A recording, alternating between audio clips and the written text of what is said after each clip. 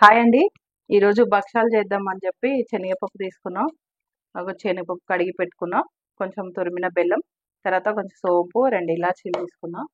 పప్పునైతే first ఉడకబెట్టుకుందాం నీళ్ళు పోసి.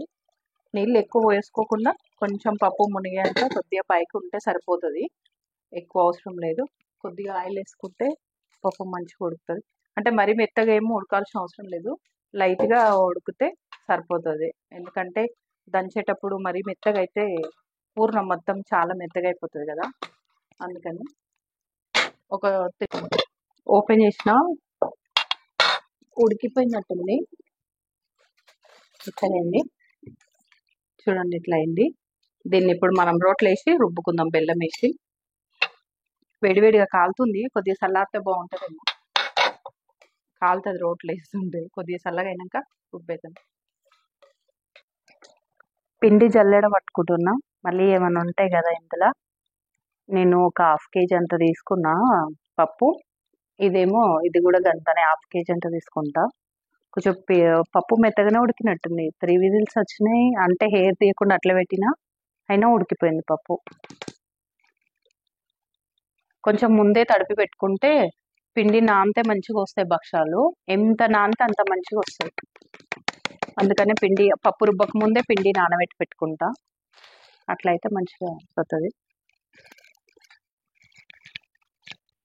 పిండి కొంచెం అంత గట్టిగా తడుపుకోవద్దు, కొంచెం మెత్తగానే ఉండాలి, ఎందుకంటే భక్షాలు మంచిగా వస్తాయి.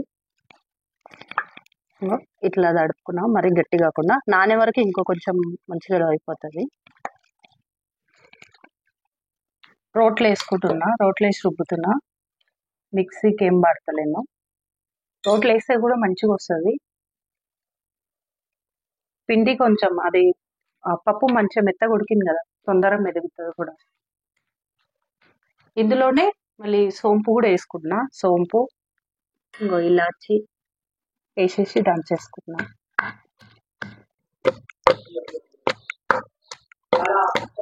హెవీగా దంచితే చెమటలు వస్తున్నాయి ఆల్రెడీ. కష్టం కొంచెం రోట్లో దంచడం అయితే అయిపోయింది. ఇంకా చేయడమే ఉంది. ఇంత పిండి తీసుకున్నా, దీన్ని తీసుకొని మంచిగా ఆల్రెడీ మంచిగా నానిపోయింది.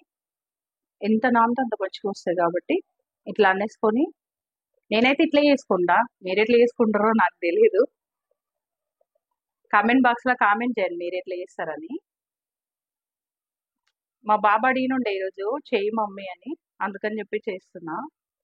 లేకపోతే ఇక స్పెషల్ ఏం లేదు కాబట్టి భక్షాలు ఏం చేయము. కవర్కి 2 వైపులా నేను ఆయిల్ పెట్టుకుంటా. ఆయిల్ పెట్టేసుకొని ఇట్లా అంతే. ఇట్లా అన్నేస్తే మంచిగా వచ్చిగా, చూడండి ఎంత మంచిగా ఇట్లా సాగిపోతుందో. ఇట్లా రావాలన్నమాట మంచిగా. ఈజీగా సన్నగా వచ్చేస్తాయి, దొడ్డు కూడా ఏం కాదు. ఎన్ని తినాలనిపిస్తుంది సన్నం ఉంటే.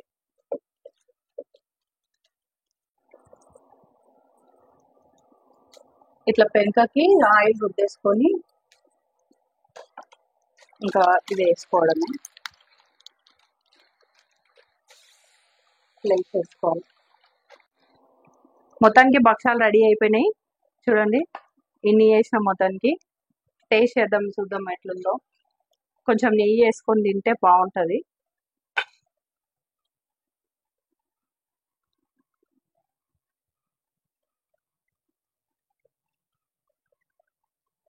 బాగుంది, మంచిగా ఉన్నాయి.